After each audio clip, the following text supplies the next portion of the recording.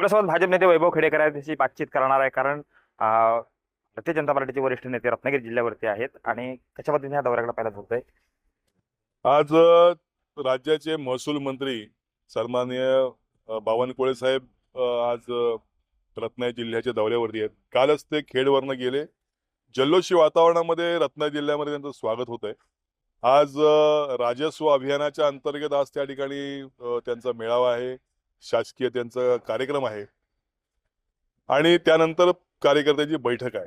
आज हा खऱ्या अर्थानं पक्षाला उभारी देणारा आणि कार्यकर्त्यांना बळ देणारा हा असा दौरा त्यांचा आहे असं मानायला हरकत नाही. महायुतीच्या सरकारमध्ये आणि देवेंद्रजींच्या नेतृत्वाखाली लोकाभिमुख सरकार राबवावं अशी ही संकल्पना घेऊन बावनकुळे या ठिकाणी आलेत. नागरिकांना, शेतकऱ्यांना, विद्यार्थ्यांना, महिलांना तात्काळ दाखले उपलब्ध व्हावेत हा याच्या मागचा उद्देश आहे. लोकांचे अर्ज त्या ठिकाणी निकाली निघावेत असा त्यामागचा उद्देश आहे. त्यामुळे निश्चित भारतीय जनता पार्टी आणि महायुतीचं सरकार हे घराघरापर्यंत पोहोचेल असा या ठिकाणी मला विश्वास आहे. कालपासून जल्लोषात स्वागत होतंय, काल चिपळूणमध्ये झालं, आता रत्नागिरीत दौरा आहे. किती कार्यकर्ते तुम्ही खेडमधून आलाय फौजफाटा घेऊन, कसं एकूण उत्साह होणार नाही?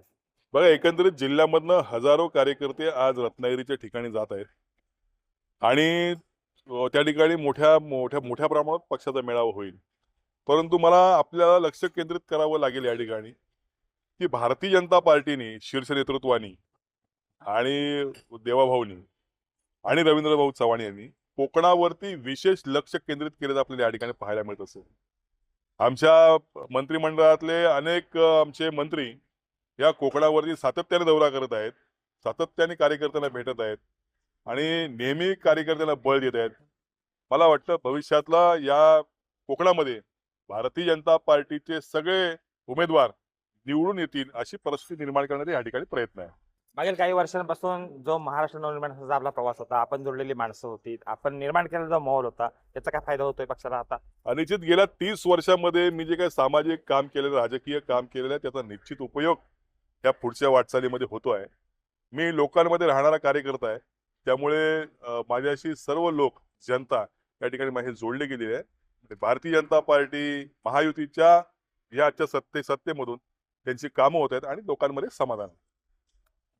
कृष्णकांत साळगावकर, TNN मराठी, चिपळूण, रत्नागिरी.